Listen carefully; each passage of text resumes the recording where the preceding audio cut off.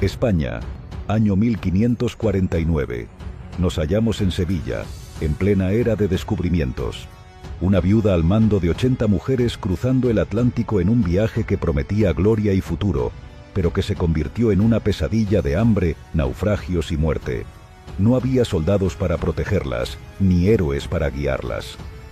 Al frente estaba Mencía Calderón, una mujer que jamás había liderado nada, pero que cargó con la responsabilidad de sobrevivir en un mundo mortífero.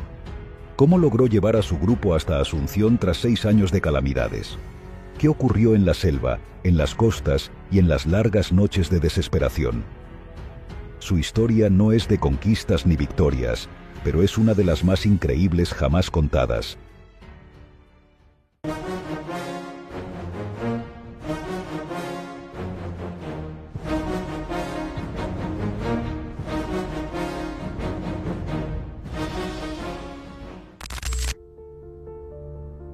En 1549, la ciudad de Asunción, en el corazón del actual Paraguay, era conocida como el paraíso de Mahoma.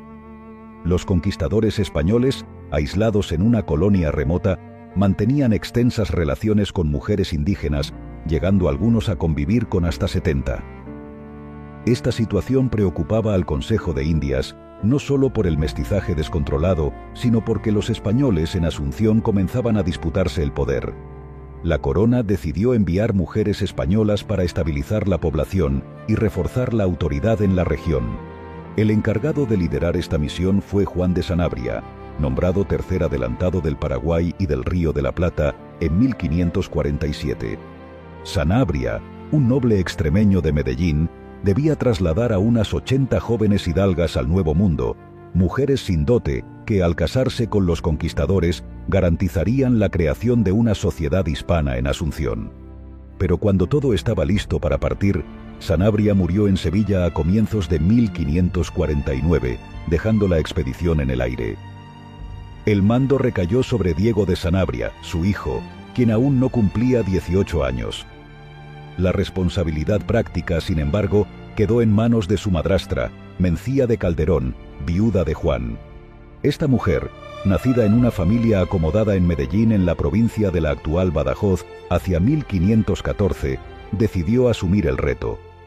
Contra todas las expectativas, convenció al Consejo de Indias de que podía liderar la primera parte de la expedición, llevando a las mujeres en 3 barcos, mientras Diego viajaría más tarde con soldados y suministros. El 10 de abril de 1550, Mencía zarpó de Sevilla con sus doncellas a bordo de la nao San Miguel, escoltada por otras 2 embarcaciones. El objetivo: cruzar el Atlántico y llegar a Asunción. Sin embargo, el viaje pronto se convirtió en una pesadilla. En primer lugar, las tempestades desarbolaron el San Miguel, separándolo de las otras naves. Más adelante, a la altura del Golfo de Guinea, los barcos fueron atacados por piratas franceses. Ante la amenaza de que las mujeres fueran vendidas como esclavas, Mencía negoció con los corsarios, entregándoles joyas, provisiones y herramientas a cambio de sus vidas.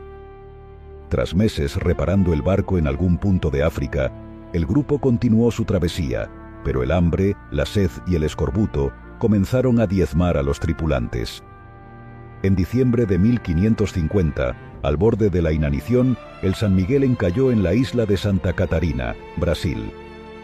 Lo que debió ser una parada momentánea se convirtió en un año entero de supervivencia en un entorno salvaje. Las mujeres, agotadas por el hambre y la enfermedad, se encontraron en una tierra desconocida y hostil. Mencía Calderón, sin recursos ni apoyo militar, asumió el liderazgo de la expedición con una determinación que marcaría su legado. Tras más de un año desde la partida, la situación era crítica. Muchos tripulantes habían muerto durante la travesía, incluyendo la hija menor de Mencía, víctima del escorbuto. Las provisiones se habían agotado y la selva brasileña ofrecía pocas oportunidades para recolectar alimentos sin enfrentarse a los ataques de las tribus locales.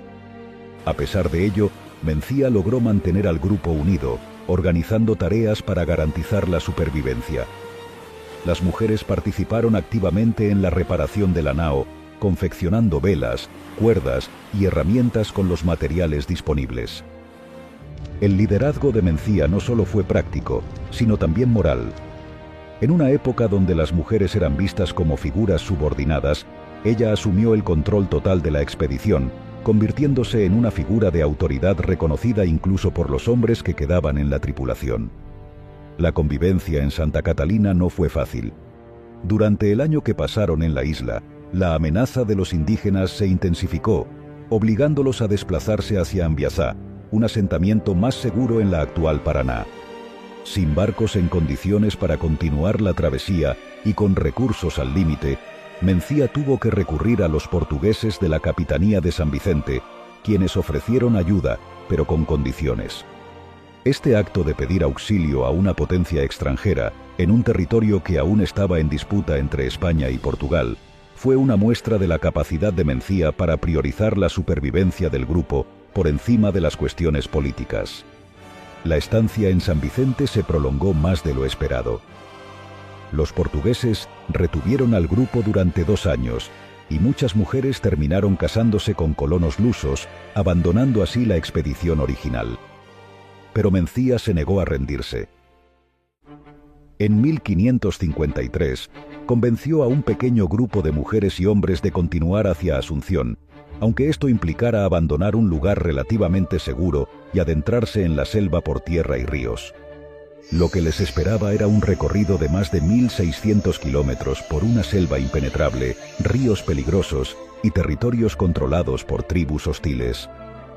La supervivencia ya no dependía solo de la fuerza física, sino de la capacidad de adaptación y liderazgo de Mencía, que nunca permitió que la desesperación consumiera al grupo. El avance fue lento y peligroso. La selva sudamericana, con su clima extremo y animales salvajes, cobraba su precio a diario. Los ríos eran otro gran obstáculo. Cruzarlos implicaba construir balsas improvisadas o arriesgarse a vadear a nado. Las alimañas, las enfermedades tropicales y la falta de alimentos reducían las fuerzas de todos. Cada kilómetro era una victoria. Mencía, sin experiencia militar ni conocimientos de exploración, lideraba con una combinación de determinación y cuidado, tomando decisiones difíciles para garantizar la seguridad del grupo. El contacto con las tribus indígenas fue una mezcla de alianzas y enfrentamientos. Algunas comunidades permitieron el paso del grupo a cambio de bienes o favores, mientras que otras atacaron sin previo aviso. Cada noche, el grupo debía mantener guardias para evitar emboscadas y proteger lo poco que les quedaba. A pesar de las bajas, Mencía se negó a abandonar a las mujeres que quedaban bajo su protección. Su liderazgo seguía siendo la clave para mantener la cohesión y la esperanza. Finalmente, en 1556, después de 6 años de penurias desde su salida de Sevilla, el grupo liderado por Mencía Calderón llegó a Asunción.